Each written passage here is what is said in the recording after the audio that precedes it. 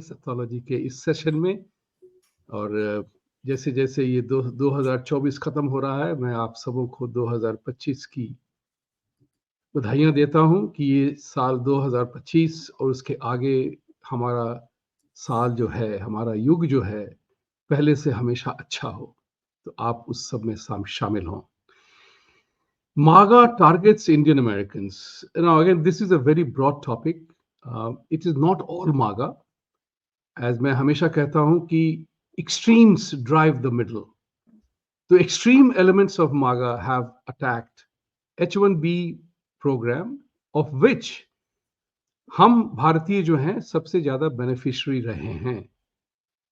Not in overall perspective, not in overall immigration perspective, because H-1B तो साल में 60-70-80 हजार का होता है नंबर, जहाँ की इमिग्रेशन जो है वो तो मिलियंस में होते हैं, तो परसेंटेज वाइज उतना ज्यादा नहीं है. बाय इटसेल्फ अपडेट जो है आपने सबने सुना होगा कि Trump has given his full support to H-1B.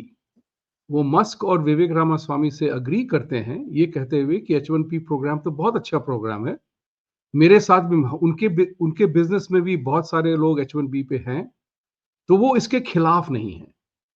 और इस बात को हमें समझना पड़ेगा, चूंकि H-1B का दुरुपयोग हो रहा है, जो हमेशा होता है सरकारी व्यवस्था में और सामान्य जीवन में. किसी भी व्यवस्था का जब दुरुपयोग होने लगे तब उस पर अंकुश डालना पड़ता है, उसको कंट्रोल करना पड़ता है, अदरवाइज वो बाढ़ की तरह बंध को तोड़ देता है. After all H-1B is an immigration program. It's not for everybody.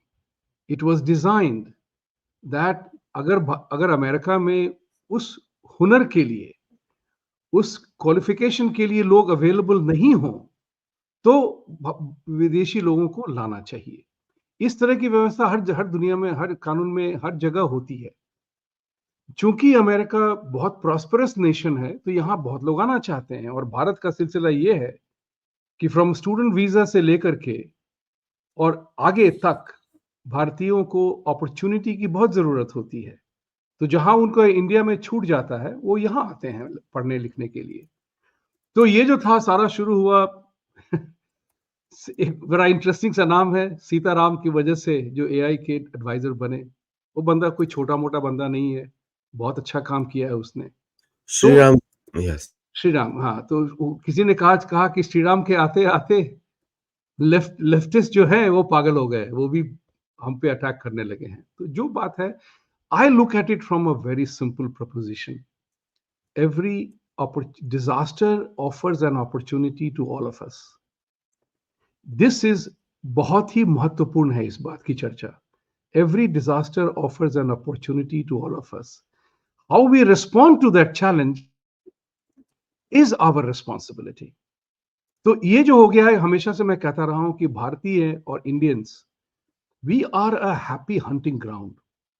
हम जो है, हम पे किसी का प्रहार बड़ा आसान होता है, क्योंकि हम प्रतिद्वंद नहीं करते हैं उसका, हम उसके खिलाफ उड़ते नहीं हैं. हम जो है, होता है, चलता है, हम छोड़ देते हैं उस बात को.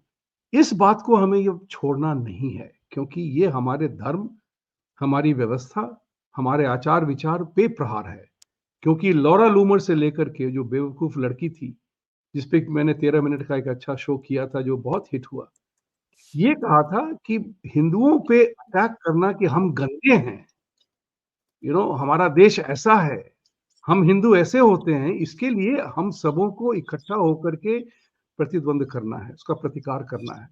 अगर हमने वो प्रतिकार नहीं किया, तो विरोधी लोग जो हैं वो और इनकरेज हो जाएंगे, वो और भी हम पे और विशेष हो जाएंगे. तो ट्रंप ने तो खुलेआम कह दिया, मामला खत्म.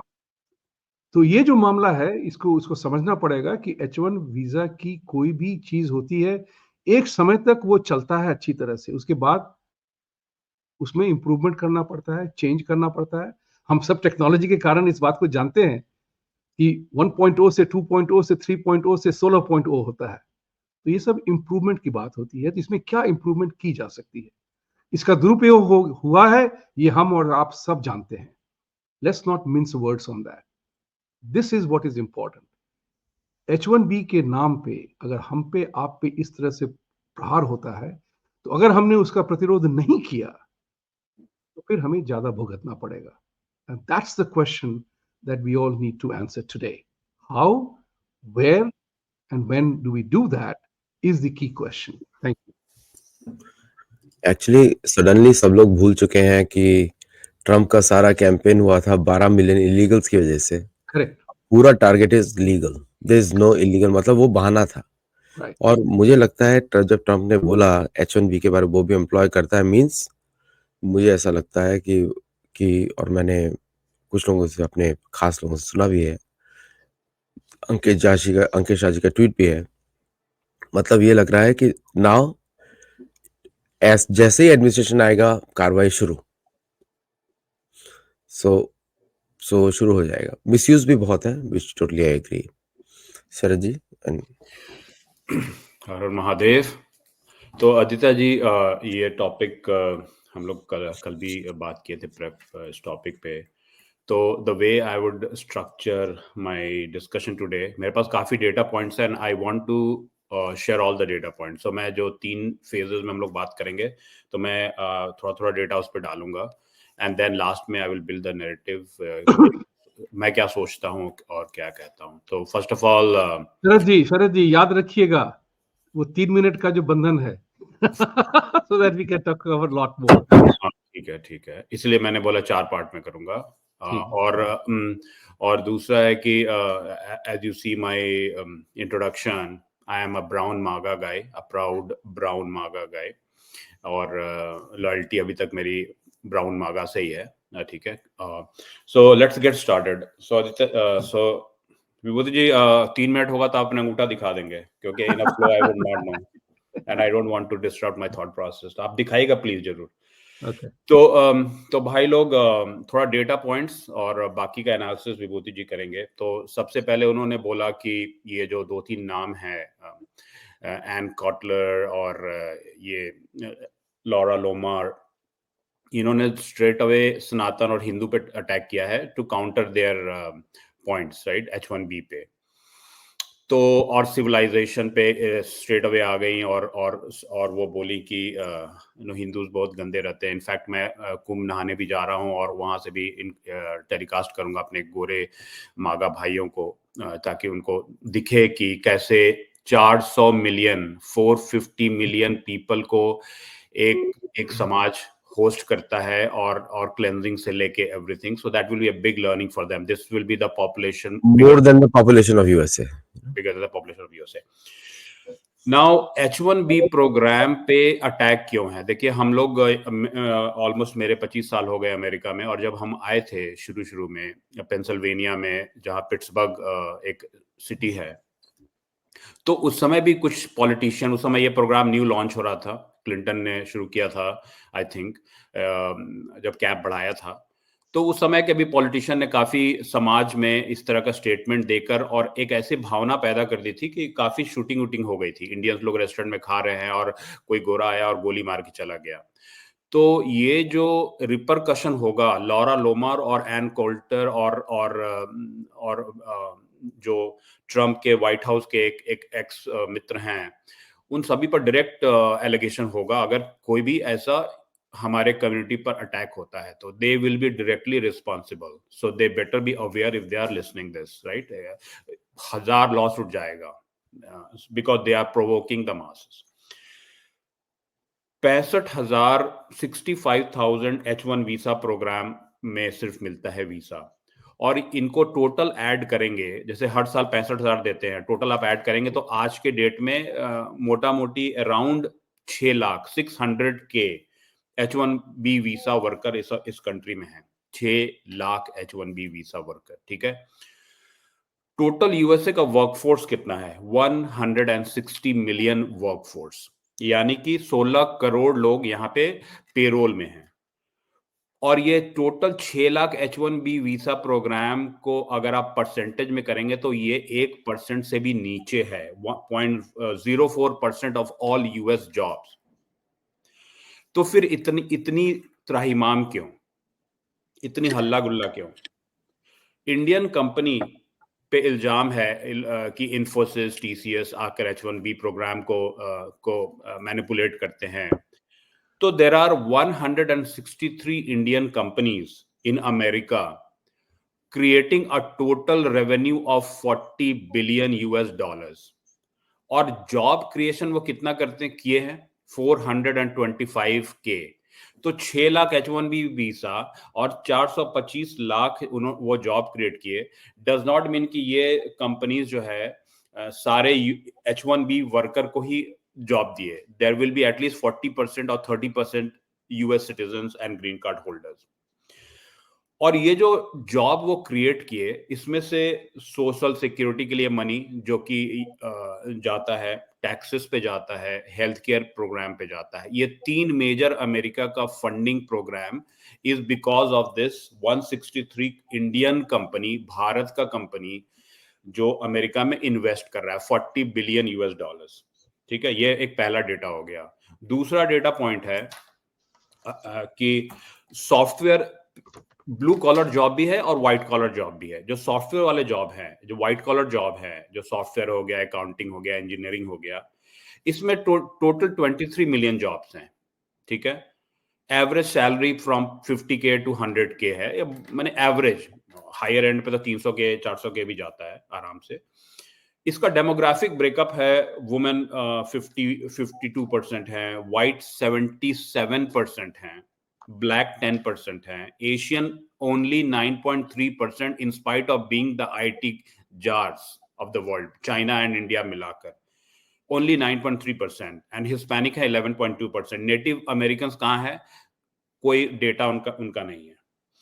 ब्लू कॉलर जॉब जहां पे ये जो लैंडस्केपिंग से लेके, प्लम्बिंग से लेके, कंस्ट्रक्शन से लेके, फार्मिंग से लेके जितना भी काम है, इसमें व्हाइट का कितना शेयर है 76%, ब्लैक का 12%, एंड यंगर पॉपुलेशन जो 20 से 24 साल का है 18%.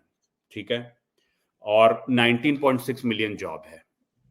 तो कहीं भी जॉब की मारामारी में व्हाइट का 70 से 75% भागीदारी कम से कम नहीं है. फिर भी ये 0.4% जॉब के लिए इतनी मारामारी क्यों, इतनी रेसिस्ट कमेंट्स क्यों, राइट? सो ये सब मेरा डेटा पॉइंट्स है. ठीक है, मैं नैरेटिव बाद में बिल्ड करूंगा. Now coming to the immigrant issue.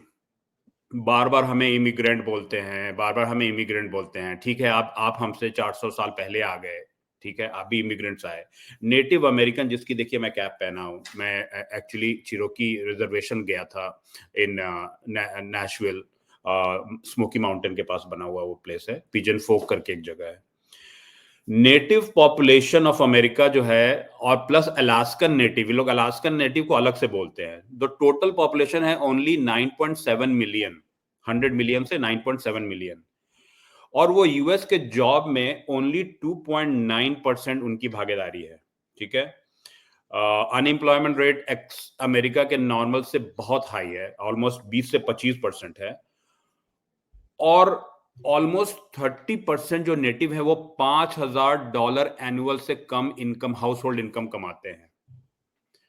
मैं ये कंपैरिजन इसलिए दे रहा हूं कि ये जो लड़ाई है, राइट, 0.4% हाई पेड जॉब, जहां पर एक तथाकथित व्हाइट पर्सन बिजनेस एनालिस्ट का रोल लेकर एक्सेल शीट और व्हाइट बोर्डिंग कर करके बातों का 120K ले रहे हैं, वेयर एज जो एक्चुअल लोग काम कर रहे हैं, इंजीनियर्स जो 40K 50K में काम कर रहे हैं, जो मैसिव इनके इंडस्ट्री को चला रहे हैं, there was a huge disparity. उसमें अब सेकंड जनरेशन इंडियंस अब वो लीडरशिप रोल ले रहे हैं. और आदित्य जी, वेरी क्विकली, अगर आपके पास वो स्लाइड है जो मैंने आपको भेजा था रात में, कि इंडियन सीईओज जो सारे मोस्टली या तो फर्स्ट इमिग्रेंट हैं या सेकंड इमिग्रेंट हैं अपने पेरेंट्स के अमेरिका में, आज के डेट में वो 7 ट्रिलियन यूएस डॉलर की रेवेन्यू के माई बाप हैं. 7 ट्रिलियन. तो डेफिनेटली ये जो रिएक्शन है, it's not on H1B programme, it is basically a superiority mindset of a certain segment of MAGA population, जिनको प्रॉब्लम है कि उनकी फिफ्डम को कोई चैलेंज कर रहा है मेरिट से. This will be my opening statement. Sankrant ji. नहीं, मुझे लग रहा है कि इसको ना थोड़ा हमको शरद जी बहुत अच्छे डेटा पॉइंट्स ला रहे हैं। हमको थोड़ा सा ब्रॉडर पर्सपेक्टिव में भी देखने की इसमें जरूरत है। एक तो एक तरह से मागा का स्प्लिट हो रहा है। एक जो फैक्शन है वो क्लियरली रेशियल ओवरटोन्स हैं उसके, और कई बहुत एक्सप्लिसिट हैं। इसमें मैं भी कमेंट्स पढ़ रहा था ट्विटर में, बहुत सारे वो कह रहे हैं कि हमको कोई इमिग्रेशन नहीं चाहिए, और खासकर ब्राउन कंट्री से तो नहीं चाहिए, वाइट कंट्री से करनी है तो कर लो, लेकिन हमको इंडियन इमिग्रेंट्स नहीं चाहिए, ब्राउन इमिग्रेंट्स नहीं चाहिए। ये काफी एक पहलू है। Of course, the Democrats have also jumped into it, लेकिन the Democrats are in no better position. They have attacked the Republican, जैसे नीरा ने अटैक किया है, औरों ने अटैक किया है, लेकिन there are also other Democrats of Indian origin who have actually started attacking Hindus in India and linking it to Hindutva and all of that. So a lot of the left is equally problematic in this. There is a section of MAGA which is problematic. लेकिन मुझे लग रहा है कि ये जो Elon और विवेक ने भी जिस तरह से ये पक्ष रखा, वो भी बेहतर हो सकता था. Leaves a lot to be desired, and I think जो Vivek Ramaswamy's point, I think it could have been said better, and it is also inappropriate in the sense when he's saying, America is just prioritizing jocks and prom queens over valedictorians and academic success, and Asians are doing more of that. The thing is, it's not like you can go ahead and tell some culture to change. The culture is going to be what the culture is. So within the context of that, we have to say what is the best thing for America, which is of course what all of the people are saying.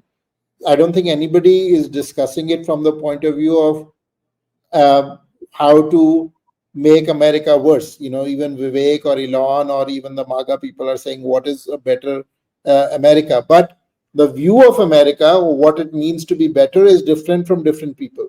So the tech people are clearly saying that America will be better off by having high quality talent that is coming from outside. We attract the best talent from all around the world, and that is the way to make America successful.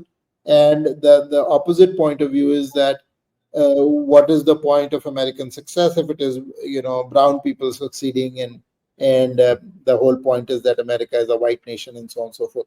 So that is some of the MAGA point of view. But the bigger point that Sharadji also raises, that the Trump campaign never campaigned on restricting legal immigration.